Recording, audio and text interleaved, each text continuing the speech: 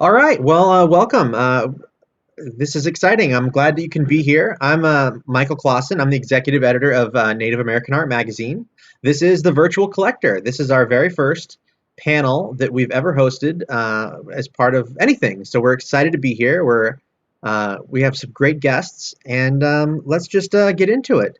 Um, we are here as a sponsor for the San Francisco Tribal and Textile Art Show and the American Indian Art Show, and those are live right now through tomorrow. And we're excited to be here and support the show, and they're supporting us in this wonderful forum, which you'll see. And so our first guest today is going to be Kim Martindale, who for 4 decades has had a huge presence in the art market. You've probably been to one of his shows, if not many of his shows. They include Objects of Art, the LA Art Show, the Antique American Indian Art Show, and a bunch of others. So, Kim, thank you for being here. I'll unmute you, Kim. Wednesday. Oh, I'm sorry. You must have been muted. Kim, go ahead. Breaking news for everybody. It's great to be here, but the breaking news is that the show that was just mentioned will be extended to Wednesday. So it's a great honor to be here and be part of this panel. Excellent. Thank you. And our next guest is Scott Hale. He's an appraiser with Native American Art Appraisals, and he has been also around. You've probably seen him at events and hosting things. I've seen him as an auctioneer before. He's quite good at it, and he's good at many things. He's a teacher, a professor. He's taught art.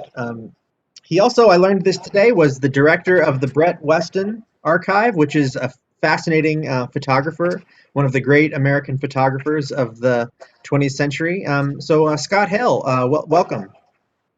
Thanks for having me, Michael. It's great to be here with such a distinguished panel. Excellent. Well, glad to have you. And our third guest it almost needs no introduction, but we're going to introduce her. It's Sheridan MacKnight, the artist, award-winning artist, fantastic. She's a painter, a jeweler. Sheridan, welcome. I'm happy to have you here. Her heritage is Hunkpapa Lakota and White Earth Chippewa, as well as Scottish. So she comes to us with lots of interesting stories, I'm sure, about the art world and as an artist. So, Sheridan, welcome to the panel. Hi, thank you. Thank you. It's good to see you all again, virtually. I'm going to try to share some of Sheridan's work because I think it's important that you see it. She does incredible pieces, and we have some of her work in our April-May issue of Native American Art magazine.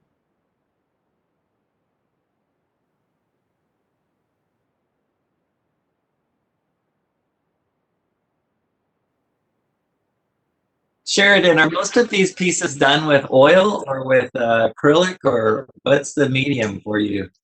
I love gouache. It's got a nice matte finish. So it's kind of my little secret painting tip I'm going to give those painters out there. Nice. You can definitely see the brush stroke. So have you ever used gouache? Anyone that possibly, any of you guys, have you done it? Have you used it? I've not used gouache. So. Yeah, it's a nice one. I've heard it's notoriously hard to work with. Is that true? I kind of like it. Maybe I'm just an odd being that way. Well, thank you, all three of you, for being here. The title of our show today is The Virtual Collector. And, of course, a lot has changed in the art market in the last year. And it is a year almost this month, March for most people, when the world really started to change for the worse, and it just got very, very different. And it's been that way for a year now, and it's going to be a little bit longer, but there's a light at the end of the tunnel. But we wanted to talk to these panelists today, and we wanted to hear from our audience as well about what the last year's been like, and what lessons from 2020 are we taking into 2021. So, certainly virtual is a big component of the last year. We're watching shows online, we're participating in art that way. I would love to know from our panelists what was the first moment within the art market when you realized things were going to be very different? Well, do you remember maybe perhaps the last show you went to before things changed? Sheridan, I'm going to throw it to you first. What do you remember anything back early last year? Yeah, it's pretty clear. The last show I did, where I was actually standing in front of my work and talking to other folk, was Indian Market in 2019. So unfortunately, my father got pretty sick pretty early with the COVID last year, March. It's been almost a year. He's now recovered, but I realized then that this was a reality. That was kind of what happened with me, and I decided to sort of bow out of any of the shows in the spring of last year. So I'm ready. I'm ready to go. Let's do this. Scott, what about you? Did you have any experience last year when you sort of it all became very clear that the art market would be looking very different moving forward? I did. In fact, I was driving from Santa Fe to Oklahoma City for the opening of the brand new Oklahoma Contemporary. And when I got in the car to begin the drive, they were going to have the opening event. By the time I actually pulled into Oklahoma City, they had canceled the opening. And the very next day, all the schools said, come and get your kids. And from that point forward, obviously things changed. Now, Kim, I know that you had some shows last February. Is that right? You were involved in some big events as they were happening as the world was changing. Do you remember where you were and what was sort of you were experiencing? Well, actually, the two shows that are now online virtually were the last events that really happened in San Francisco. And so the San Francisco Tribal Art Show and the American Indian Art Show, San Francisco, happened the third week of February in San Francisco. And all of them went off, full attendance.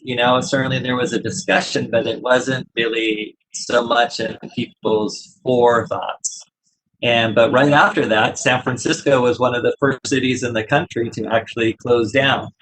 So we really looked at it at that moment and said, wow, like these shows happened and, a week or maybe 10 days later, San Francisco shut down. And so that really put us into a whole different frame of mind, really, about Santa Fe and the shows that I do there in August. And at first we were thinking, this is going to be taken care of. We'll get antibodies or whatever. And by August, I think that we can do this. So we actually sent out paperwork to do live shows in August of last year. And by about May, we were kind of going, this just is not going to happen.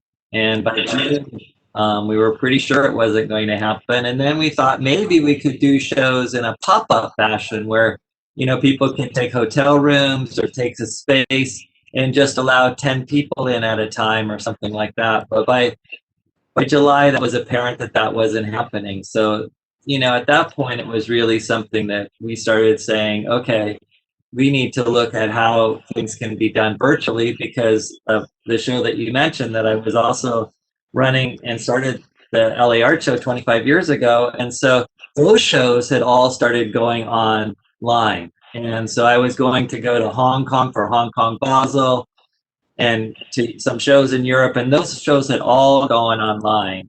And so that's what really started the thinking about, hey, how do we move towards being online, and where is the market online? Excellent. And just me personally, I remember I was at the Herd Indian Market. Our magazine has a booth, and we were right by the entrance. And as you come in, they had installed hand washing stations and hand sanitizer. They had big signs telling people, if you're sick, please don't come inside. And I just remember there was one woman, and I wrote about this in my most recent letter to the editor in our most recent Western Art Collector, but there was one woman who was in a mask, and it just seemed so strange to see a woman wearing a mask. And of course, now all of those things, hand washing stations, hand sanitizer, stay home if you're sick, masks, all this is sort of the norm. Um, but that was the last time it was the herd show for me. As you know, as things changed that summer, last summer, we started to see a lot of different things, a lot of different ways that the galleries, the museums, the artists, everyone started connecting with everyone very differently. And do you remember, think back to last summer and as things changed, what do you remember working? What do you remember not working? What did we sort of learn from that early period when we were trying to connect to each other virtually? What was that like? Scott, I'm going to throw this one to you first. Do you remember what that was like last summer? Some early successes? Well, I think not only did artists, now you're referring to 2019 as opposed to 2020? 2020, summer 2020, when things were at that point had changed already. I think that what Spyro was able to do under difficult circumstances was fairly remarkable in trying to take an event like Indian Market and make it virtual. I would say the same was true with Kim's shows in Santa Fe as well, which are, some of the highlights of the season each year. And, for the more web savvy dealers and for the more web savvy clients, it really wasn't that jarring of a transition. It was unfortunate not to be able to see the objects in person, but I think that, there was already a certain comfort level with buying online, and that really, more than anything, that's, what I think we've seen is how the market has shifted, and that previously, whereas people would never think of buying something without having seen it in person, we're now at a point where I think that comfort level is much higher. And Kim, for you, you were on the ground level, really changing how you did things day to day. I mean, as far as your shows, you had shows that you had to change on the fly. What did you find worked really well at the beginning? And does that still work today, or do you feel like the collectors' habits are changing at all? Well, I think that this has really forced people to do things online. And I think that it's also really got to the place like Scott was mentioning, and that people are getting much more comfortable with all price points online, especially if they trust the individual and have confidence in the individual that they're purchasing from, that they know the person's eye.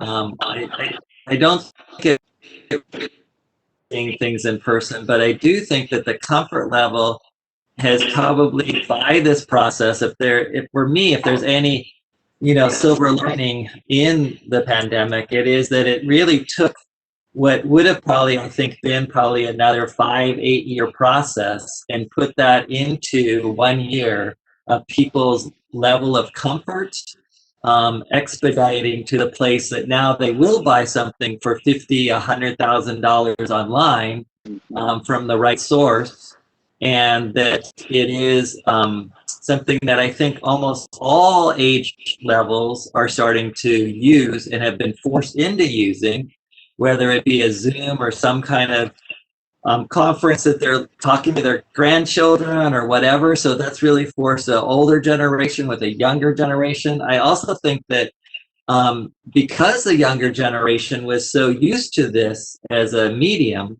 that my hope is, and I'm seeing some of it, that it's bringing a younger generation into viewing art in a quicker way, because they're out there all looking, and if you can get the right messaging out to them, they'll be glad to click through your items or look through your show.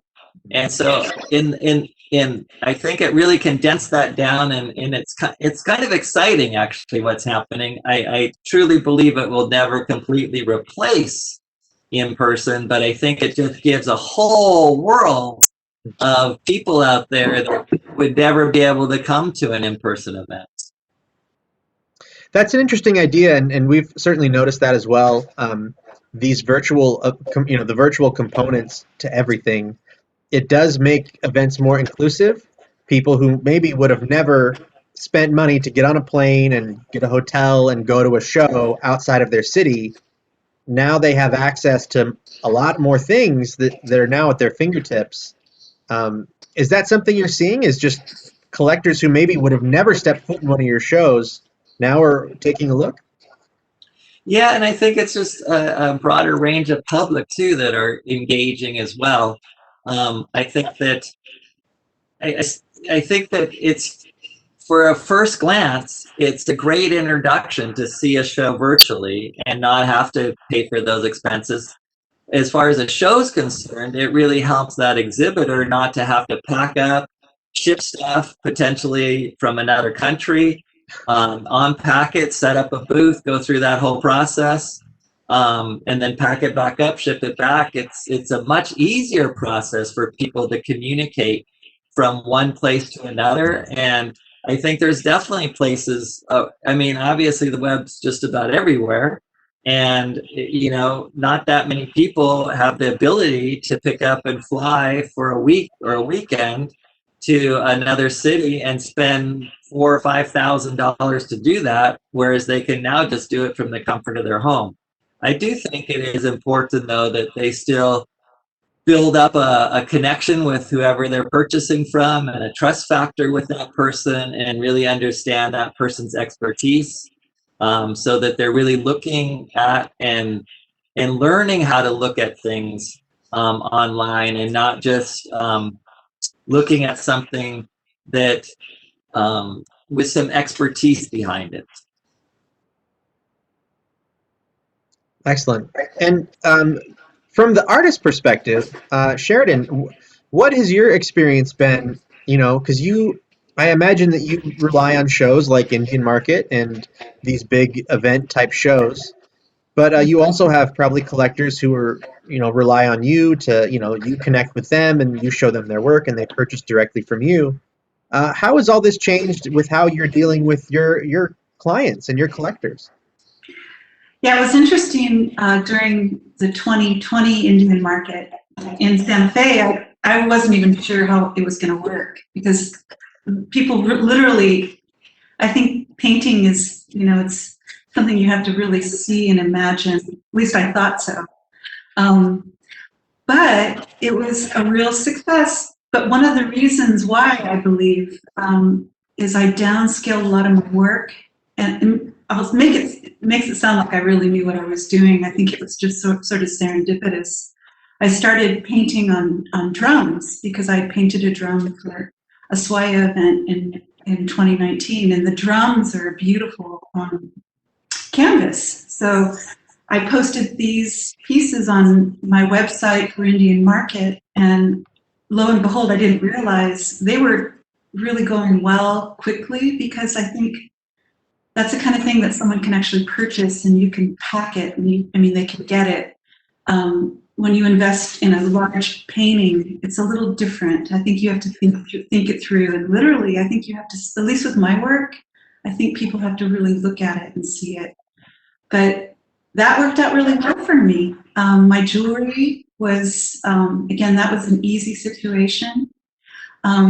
Just listening to Kim, I'm thinking, I'm being hopeful that next Indian Market, let's hope it's on, but I'm thinking maybe what I'll do is just bring smaller pieces to my booth and then just have the big ones on the website or for people to see and visit if they need to. It's kind of interesting how we made lemonade out of this situation.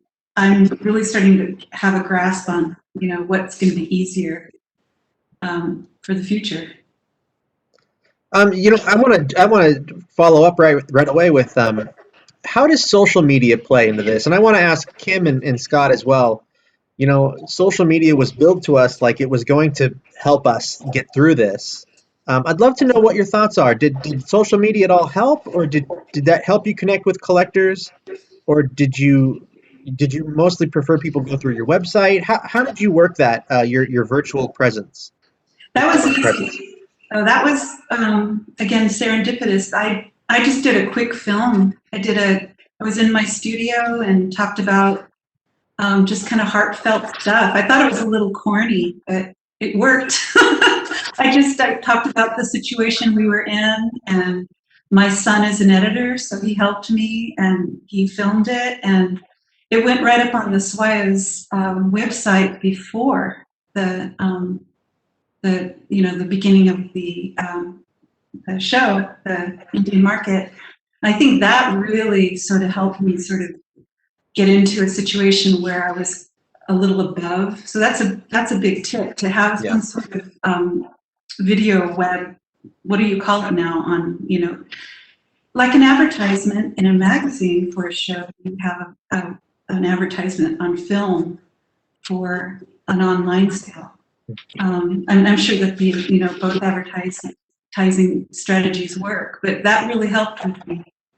And it was again, it was a good opportunity to kind of get out there, and when you're in a show, you kind of want people to know you and recognize you, and that was a real good way to do it, I think. And Kim and Scott, did you notice, did social media help at all, just kind of getting the word out on things you were working on or planning? For me, social media is crucial. I think that it really is a very valuable tool, and Sheridan's thought about video, I think, is really almost a necessity at this point to produce videos about what you want to show and have some information about it. And so I think it's a very important tool to really reach out to the masses and then hone in on a collector base. So I found that social media is very, very important. And Scott? I would agree. I think that what social media has done for me more than anything has introduced me to collectors that I would not have met through normal traditional outlets. This is true for both art and for wine, where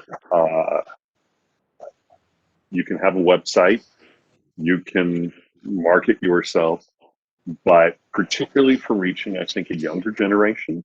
I hate the term millennial, but for that group of younger collector, I think that social media really has become sort of the default, and that an actual website is now somewhat rather antiquated. I know that, I paused when I ended up buying my first piece of art off of social media, straight off of Instagram. And the idea of doing that, previously was, why would you do that? I think today it has, not only forced our hand, but at the same time, it's really any gallery, any museum, any auction house, and dare I say almost any appraiser that isn't engaged in social media today has really become something of a relic. And I think Scott's statement about purchasing a piece from Instagram and in that fashion, I think has really been one thing I've noticed, is that the marketplace for that younger generation has really changed also, because I think for many years, many of them really didn't want so many things, right? It was about the experience, it was about travel. I'm going to put my money into making that Instagram moment. And I think that in some levels, this pandemic has made people spend more time at home in that. And although I can understand a very simple environment that's just white walls and that can have its own peace and zen to it, but even the greatest zen settings in Japan or whatever will have a beautiful piece of art, maybe in a niche or something, and they change it 4 times a year for each season, and it's reflective in the ikebana or flower arrangement. There's still elements of beauty that people bring in, even in a Zen temple. So I think that people that were kind of going towards that type of lifestyle and wanting that environment, when they actually were all of a sudden forced to be in that environment for a long extended period of time, I think they have changed, and I've seen a buying public in that place that's saying, hey, yes, this white wall is great for when I have this busy, hectic life, maybe, but when I'm really just having to spend some time there, I need something that I can connect to that, for me, art feeds me. So I will use the term that artwork that feeds my soul or has a presence that creates a different atmosphere for me. And I think through that process, they've also learned that even when they're living in a busy, hectic lifestyle, if they have an item, a sculpture, a painting, whatever it is, that they can relate to and gives them a solace or a peace or an enjoyment, then that is a piece that I want on my wall rather than just a white wall. And I think that by that younger generation being forced through this process, people, and also just looking at a different type of art, I think that many people have reflected back on not just shock and awe kind of art, but more art that's more, I'd use the term soulful, that has a certain presence, has a certain beauty to it. And so I think that in the long run, I think that indigenous ethnographic art, actually, I'm hoping, my fingers are crossed, that it might really have a resurgence as we come out of this COVID-19, because I think that most artwork that is made by indigenous cultures historically and even today have more of that element in it. Excellent, and I think what you're getting at too is just the reasons why people collect. I'd be interested to know if any of you have spoken to collectors and why they're purchasing now. What sort of led them to make purchases now during this crazy time? We hear it a lot, and I don't know how true it is, but we hear it a lot. People will say, "Well, I'm stuck in my house. I'm looking at my walls, and I realize that I need something new there." And they end up, just because they're home more, and their home is now their work. It's their home. It's where they go for recreation. There's a lot of people that aren't leaving their homes as much anymore these days, so they want to make their home a beautiful place. Hence, they turn to art. We've heard that a lot. Are you hearing that? Are you hearing other things as far as why people are collecting or still collecting now during this crazy last year we've had? If that's for me, I think that there's kind of two types of people out there. I think there's that collector, that you're using that term collector. Mm-hmm. And if it's a true collector, then a collection, in my opinion, since I consider myself a collector since I was born, it's kind of an addiction. And you need a fix every so often. You need to acquire new things and enjoy those new things and have those new things. And I think that I'm hearing that a lot with this show, like, oh, it's just so great to look at all these things and be buying something, because it's something that if you're a collector, you want to continuously to add. I think that what I was commenting about and what you comment about, and I'm curious to hear from everybody else about it, but I think that the home aspect, obviously home remodeling, decoration, new tiles, new kitchen, whatever, has gone way up during this process. And I think that's true of putting art pieces in it. And that's not necessarily a collector. That can just be somebody that wants a beautiful object or beautiful objects, and maybe they buy one thing of this from this area and another thing from this area, and they're not putting together a collection of kachinas or paintings or baskets or pottery or whatever. Sheridan, have you heard anything from your sort of collector base, the people that are buying your art, or just people who buy art in general? Have they indicated to you, like, what's keeping them purchasing right now during all this? It's great. I'm not complaining. We want them to purchase, but I'd love to know if they've given any reason as far as what's kind of driving their purchases. I have to agree with that. There are two, maybe three different types of people, maybe even a combination of all of them together. I know, again, one of my collectors, she gets happiness from, her, the people that she collects. She she says it just makes me happy. That's probably the simplest reason. But personally, I'm thinking of where I was last night, and I was inquiring on a I don't know why I really wanted this piece by a fellow artist, and his narration in the painting was about this time, and I think that might be an interesting sort of thing that's happening now. It was about a woman who was quarantined, and he had many different images of her, and I was looking at the screen going, ooh, that sounds like me or us, you know. So I think there's a future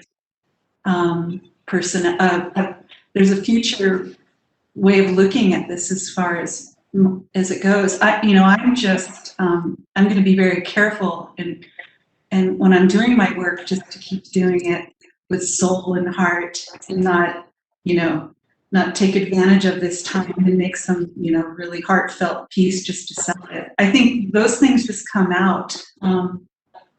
But I think people do just love to collect, like Kim was saying. I think there's people that just really, if they're fortunate to be in that position, they just want to do it. And I think that'll always be, in this time and in the time when we're all out together again, But again, I think with me, I think it's more of an emotional thing with my collectors. I think they're just trying to get through this time, and it's medicine for them. Yeah.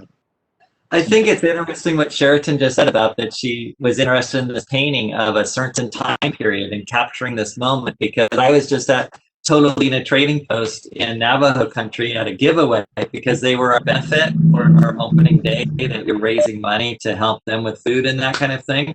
But some of the material, some of the weaving that I saw at Two Great Hills by this one young artist was actually showing a Navajo lady with a mask on, and I was like, I want one of those weavings. And they were out, and she hadn't woven any new ones recently, but I said to Mark and Linda, the next time you get one of those, please let me know, because I do think that people also will collect artwork from a period of time. And I think certainly for contemporary artists, I think this moment is probably very reflective on and what style of art, or they're creating a new style, or Sheraton, as we were talking about yesterday, has really kind of approached it not differently, but maybe deeper, and taking more time with each piece because the time available, and I'll let her speak more to that if she wants. But I do think that art often comes out of a time period. And we were also talking about how I wonder if this will be a moment that art changes. And I think that's something to really look at. Like, for a while, I put together a collection of paintings and other artwork that had barcodes on it, because when barcodes first came out, that was a pretty new thing. And there was a lot of artists that were doing artwork that were inspired by barcodes. Barcodes were in the artwork somehow. And I put together a whole collection of that and then did a little show on it. So I'm also curious as to, where does this go with artists? Where is this headed? Is it going to change? Or is there going to be a post and pre-COVID time period that we can recognize differences in artists' careers?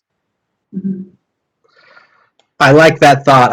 I love being able to see a piece of artwork, and 20 years from now, and we'll know this was created in 2020. This was a 2020 piece of art. It's going to have that date on it, clearly in the subject matter.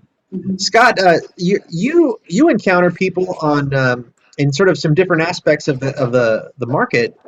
People who are increasing their collections, but also maybe selling them or getting rid of them or donating them. What are you hearing from art buyers out there? What's sort of the state of the market from your point of view? Well, working as closely as I do with many auction companies, I can tell you that in several cases, the auction market, or I should say in several sectors, the auction market has really never been stronger. And that we are seeing new buyers who previously had not bought at auction, who now are. And I think that the pandemic, sort of speaks to that. They're now trapped in their homes and not able to go to galleries, not able to go to museums, and the auction market is the one way that they can still sort of, participate. I do want to comment on something that the other two panelists remarked on, and that's, art of our time, art of our era. And I think that, there's a perfect illustration of that. Kim, I know, has seen this, and I'm sure Sheridan has as well. Back in 1910, the last time Halley's Comet came around. And I have a couple of pieces in my collection, both of which are San Ildefonso pieces of pottery, where the comet is depicted. It's, stylized abstraction of it. But,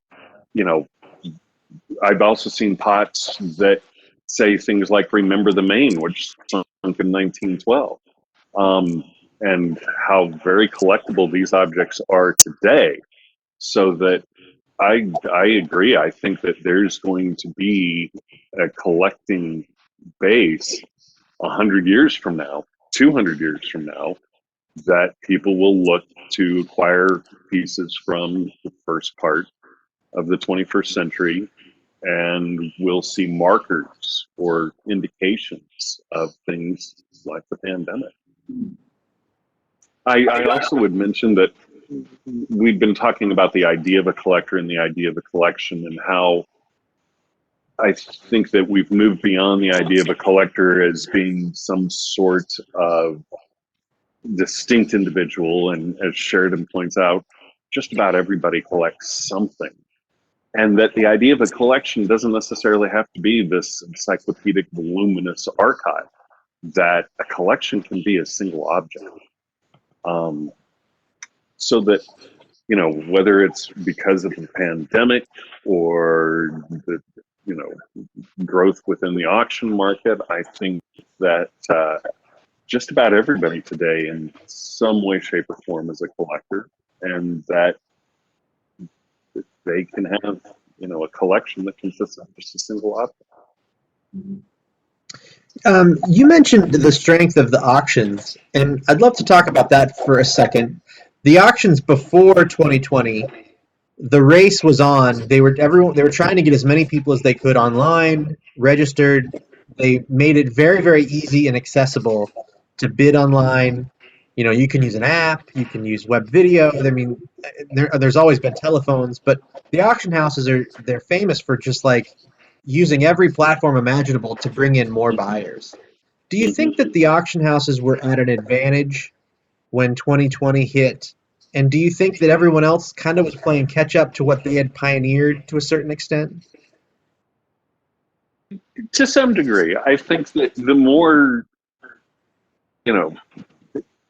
there was still a very active retail market, galleries, as opposed to just auction houses. But it's, as you suggest, because of their size, because of their resources, because of their infrastructure, I think that they certainly had a leg up on several of the galleries, which, many still were operating solely upon, say, an email type of marketing campaign. And they found themselves having to adopt new strategies, whether it be, social media or something like we're doing this afternoon. Very rarely did I ever participate in a Zoom conference, a WebEx,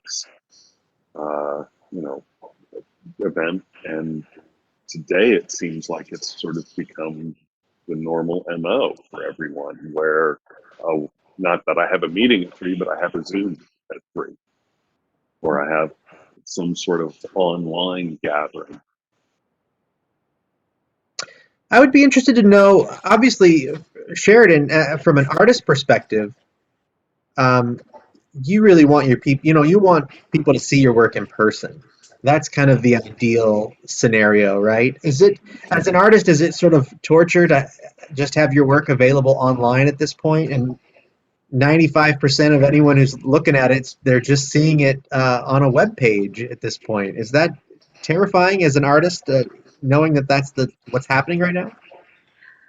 I don't know if I'm terrified. I think I'm just I'm riding the storm right now. Right? Aren't we all? Yeah. I mean, I think, and we kind of touched it. I'm working on a piece right now that's really, really, really detailed. And I don't know if I would do that piece a year, 2 years ago. I might just do stuff and move on, do stuff to get an inventory for my market. But I know when I can actually show that piece to someone, that's going to be a cool time. You know, I'm just waiting. I'm trying to be optimistic. I'm definitely a Native woman. I don't know what Pollyanna would be in Lakota, but that's who I am. I'm waiting. You know, I think, and web sales are good. And you know, I think if you have something that's easily if they fall for something they can see on a website, I think I'm okay with that. You know, my earrings seem to do well on web. But again, even that, you know, people would want to put the women that come to my booth, the mirror and looking, you know, it's a very, very emotional thing. So I know that I just have to wait now. And we're talking about virtual here, and all of the ways that we're connecting with the market. I think there's no question about it. All of us are ready for shows to happen. We're ready to go to events. We're ready for all of that to happen. And it looks like I said at the top of this meeting, there's some light at the end of the tunnel. Do you feel that way right now? I mean, virtual's great. It's doing its purpose, but we want to go to shows. We want to meet the artists. We want to shake hands again and see each other. Do you feel like that's going to happen? This is a question for all three of you. What does the future look like? Scott, I'm going to go with you first, Scott. Oh, I want to get on a plane and fly to a beach. And as soon as I'm done with that, I want to go back to museums. I want to go back to auctions. I want to go back to dealer shows. And I especially want to go back to the Indian market. So, you know, like Sheridan, I'm incredibly optimistic. I think we're all, you know, for those of us that are healthy and we're able to weather the storm, that, you know, we should be very grateful. But yeah, I mean, if you've never had a Sheridan MacKnight hug, it's one of the greatest things in the world. I can't wait to get my next one. Yay! I know people say that I'm really friendly. I think it's just so good. You know, it's that whole camaraderie. Like I remember Kim, when I met you through the Autry. Do you remember? Yes, indeed. I think we're reading lunch, and I mean, there's just that whole. I mean, I remember the shows, the antique shows I went to. Those were cool too. I know a lot of people in that line. You know, the one that goes on in Santa Fe. There's two, right? Yeah. And just, I mean, I don't know. It's not just market. It's the arts. You know, I did a virtual tour at the Broad on my phone, and I almost felt like crying. It was so sad. You know, looking at Basquiat. I mean, yeah, like you. I mean, I'm ready. So, and I really feel that, you know, this. I felt optimistic yesterday. I don't know about how you guys feel and our viewers feel, but I think that things are starting to come around. I really do. Well, I certainly hope that we are all back together and new people that have seen things online virtually will join us in August in Santa Fe and see Indian Market and the other shows that are there, the museums there, the galleries that are there.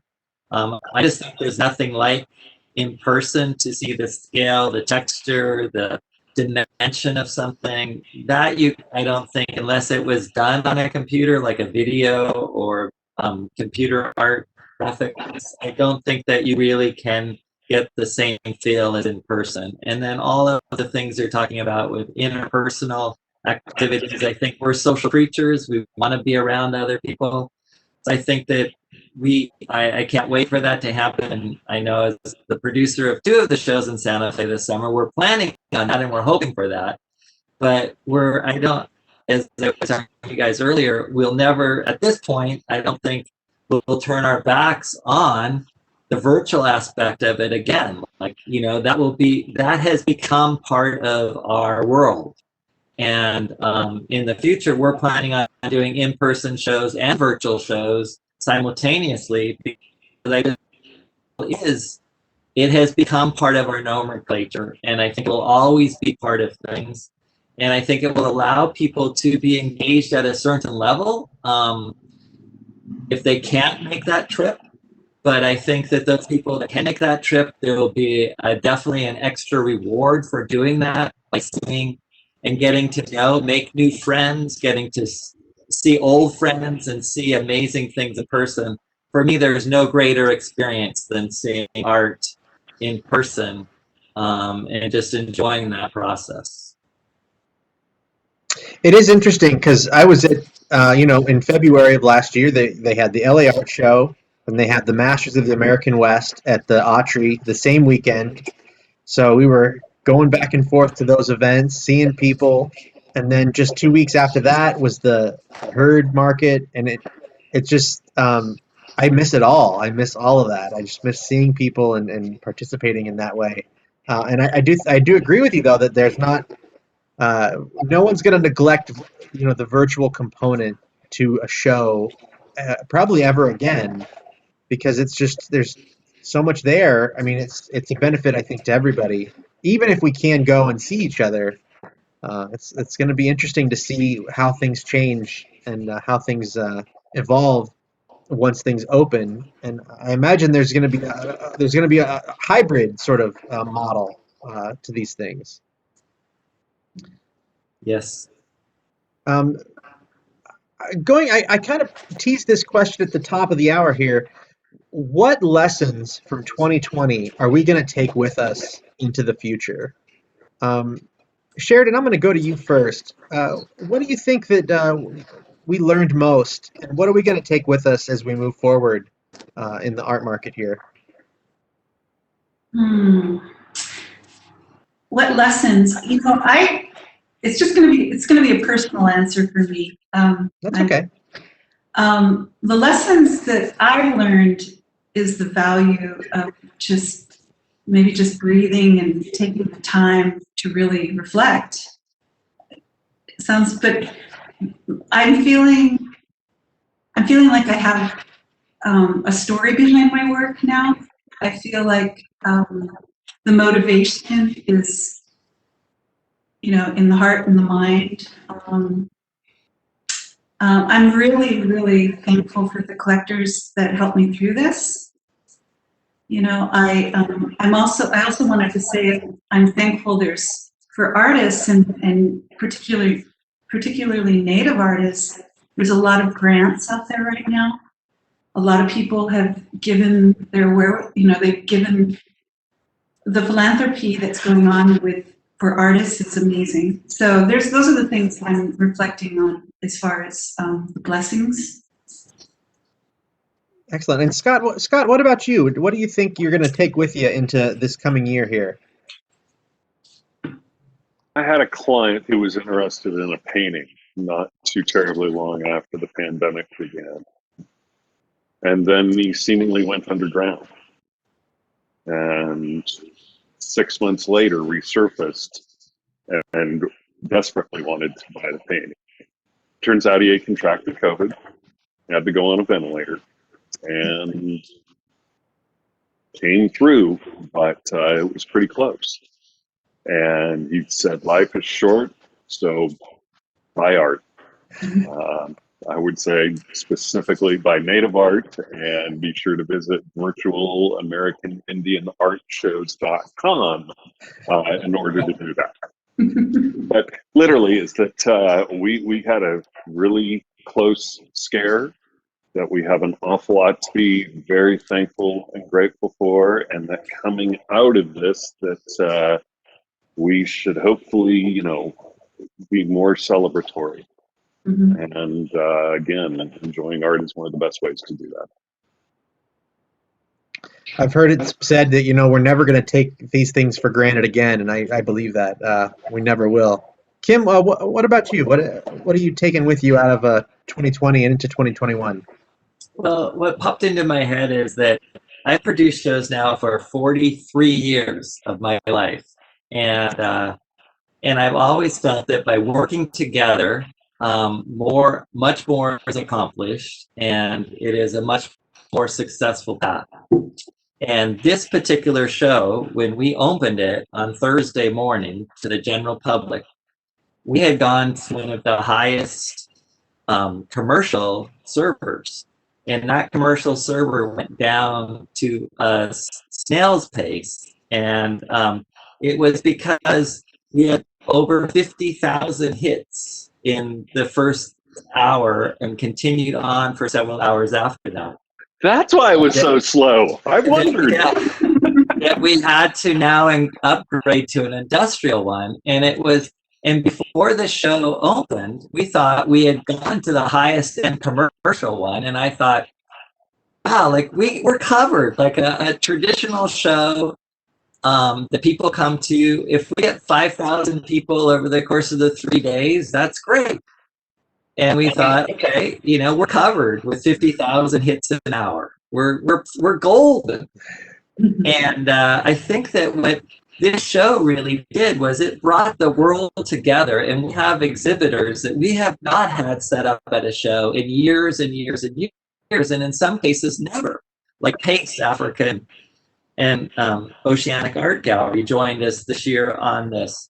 So I think it really proved that model that by people uniting forces and working together, it can create a lot more excitement. And this morning I was emailing back and forth with a dealer on the East Coast, and he said, well, one other person that works with me brought up this joke about my partner in these shows is John Morris, who was heavily involved in Woodstock. And he said, anybody that was involved in Woodstock should have been able to predict this, right? But it really was a point that, Woodstock was a moment that created a whole nother world.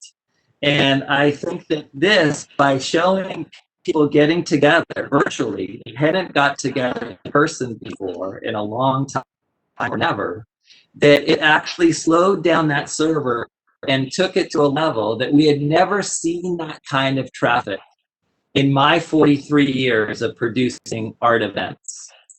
And so in some ways it caused me no sleep for 24 hours, but in the long run, what an amazing thing that by the world working together and coming together in a moment in time, that it brings so many other people to that moment. And hopefully out of that, we have a greater desire for art, and that just spreads to their friends, kind of like what happened in Woodstock. So I thought it was a great comparison. And especially because my partner was in this show, John Morris, was at Woodstock and was heavily involved in it. So another marker, I hope. Wonderful. We're going to start wrapping up. I'm going to ask the panelists one more question, and I'm going to ask it now, but think about it. But before I do, we're going to open it up to questions. So if anyone watching wants to ask any questions, just type it into the chat panel there, and we're going to get to it.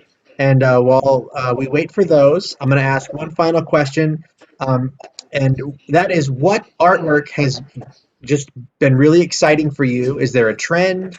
Is there an exhibition online? Is there a museum that's doing just really hot things right now? What have you seen in the last little bit that's just really kind of made you excited about art again? Sheridan, I'm going to go to you first. Have you seen anything or participated in anything that's just really, something amazing? What are you looking at right now? Wow, you sure you want to ask me? I could be talking for a long time. There's so many great shows out there right now, and I've been trying to watch them, like I said, virtually. I'm going to give a little shout out to the Wheelwright. The Wheelwright has some of the most amazing shows that they have, and I know that there was one on humor this year, which I thought was beautifully executed. I don't know if any of you saw it, the Wheelwright. And then they're doing one on Shanto the Gay, which I think is also going to be an amazing show. I haven't, I just love him. I love his positivity. Gosh, what else? I don't know. There's a million of them. I'll stop. Well, I'm familiar with that Shanto Bigay show you're talking about. We're going to be covering that in our next issue, and we're really excited about it too. The artwork is amazing. Yeah. And I should also mention that the Wheelwright, we were originally going to have Ken Williams, who is a beadwork artist, and he's the manager at the Case Trading Post at the Wheelwright on today. He could not be here. It was not his fault. But definitely, we want to send some love to the Wheelwright and to Ken for what he's doing. He's doing great work there. So I'm glad you mentioned the Wheelwright. Yeah, I'm glad I could go in for him. I don't know. Yeah. But, Kim, what have you seen anything, or an exhibition, or an artist, or just a group of work? Anything that's exciting to you? Well, I have to plug my own events that are happening right now. Of course. And say that with 130 exhibitors and most of them having at least 30 items or more, I mean, it's an incredible display. And then also we have videos up there, and there's a new book about Papua New Guinea shields that have phantom figures on them. And one of the pluses of it is that whatever you see, you can also enjoy in your home. And one of the things, and you also said, what have I been enjoying personally in my space? And I have a wide range of collection, but probably one of the pieces that I've enjoyed the most through this last year is a Chilkat blanket that was part of the Donald Judd's collection and one of my favorite pieces in my collection. Oh, very nice. And Scott, what about you? And seen anything recently that struck you? A couple of things. Right now, up at the National Cowboy and Western Heritage Museum in Oklahoma City is the Spyro Mounds exhibit. It's the first time that several of these objects have been shown together, and it will probably be the only time that they are. It opens doors and windows to a little understood part of American Indian history, and especially American Indian art. The other exhibit that has really piqued my curiosity, and I can't wait to get a chance to see, is the Leon Polk Smith exhibit that's now open at the Herd in Phoenix. Smith was a native artist, although he didn't necessarily identify as such. But what they've done in terms of their exhibit by displaying his seemingly very contemporary hard edge work against objects from their extensive native art collection really has me intrigued. And then later in 2021, we're going to have the openings of two new, sort of new, museums. The first would be, of course, First American Art Museum, which is scheduled to open in the fall in Oklahoma City. This will be one of the many, great museums exclusively devoted to Native art and peoples. And then at the same time, over in Santa Fe, the Museum of Indian Arts and Culture up on Museum Hill will be reinstalling the permanent exhibit Here Now and Always. And once that is complete and installed, it will really be almost an entirely new museum. So if you get a chance, those would be my 4 greatest tips, so to speak. The exhibit in Santa Fe opening. When is the exhibit in Santa Fe scheduled to open? I don't believe we're scheduled to open until fall of 2021. Okay. I know that FAM is supposed to open, I believe, in September. You may want to double check me on the dates on this, but both of them are, going to end up being just luminary institutions. Not that MIAC hadn't previously been, but it literally will be a whole new museum. Great. Excellent. Thank you for those tips, and you've given me some things to look up after this. I did get 2 questions, and they're very similar. Basically, what can be done for artists that maybe are struggling, that couldn't participate in person at Indian Market? What's the best way to support artists during this time, especially when outsiders aren't really encouraged to go visit places like Taos or northern Arizona, these sorts of places because of the pandemic? And I think that's an interesting question. Sheridan, maybe you have some perspective. What's the best way to support an artist right now when the market is the way it is right now? Again, it depends if they have a website, and I would think, to just, it's hard. It's really hard. I don't know. In Santa Fe, I know the portal usually. I'm not even sure if it's open right now.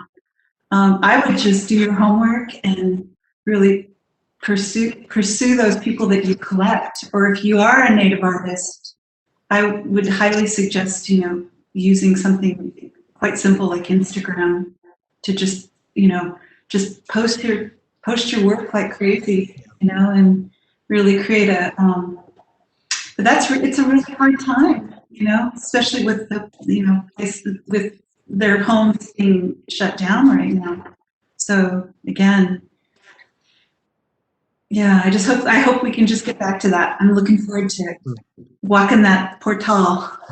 Yeah, I definitely think it's a good tip to, if you have any artists that you're following, seek them out on their web pages, on social media, Facebook, Instagram, wherever they are.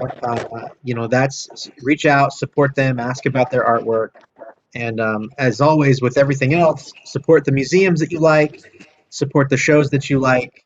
Um, you know, the market is a wonderful place. There's some great people in it. There's some very knowledgeable people, um, and they're all there for you. So nothing's really changed. There's going to be some virtual component to some of it, but everyone's there. Everyone's still working, and they're trying to get it done and get the work out there and get people to see it and purchase it and view it and appreciate it and all these other things. So um, with that, I'll thank you. And I'd like to Go ahead. I'd like to suggest one thing to support artists, and that was where we raised money for the opening night of Wednesday night was for Totalina, that I mentioned a little bit earlier. But Totalina is an area. Totalina is an area of the Navajo Country Dene Nation that is the Two Gray Hill Weavers, and that trading post is Mark and Linda Winter have done amazing things to help support the Two Gray Hill Weavers around that area, and the giveaway. Many of those weavers' families are coming in and getting support for it, and even money to feed their sheep, which is crucial as a weaver. And on the websites that you'll see, you can make a donation. We're getting close to $10,000 raised for them, and would love to make it to 10,000. So that's a way that if you'd like to support the Dene people around Totalina and the weavers of Two Gray Hill style weavings, that whole community, please make a donation, and 100% of that money goes to that cause. So please take a look at that if that's of interest. No, that's fantastic, and what a great way to end on. If you're able to support that, definitely check that out on the website. And Kim's shows run past this weekend. They have been extended, so I apologize for messing that up earlier, but definitely participate in Kim's shows. They're ongoing right now. Check them out. Kim, can you give us the websites? Do you have those? If you just go to objectsofartshows.com, objectsofartshows.com, you'll go to a landing page, and from there you can click on either show. Awesome. So definitely check those out this weekend. And if you can't get to them this weekend, they're going to be there Monday and Tuesday and Wednesday as well. So awesome. To my panelists, thank you so much for participating. And our guests, thanks for watching. That's all we have for you today. And we appreciate you watching and participating in this. Thank you. Bye. Take care. Bye-bye. Right, See you in the all. summer. Yeah. Yes. Summer. Thank you. Bye. Bye-bye.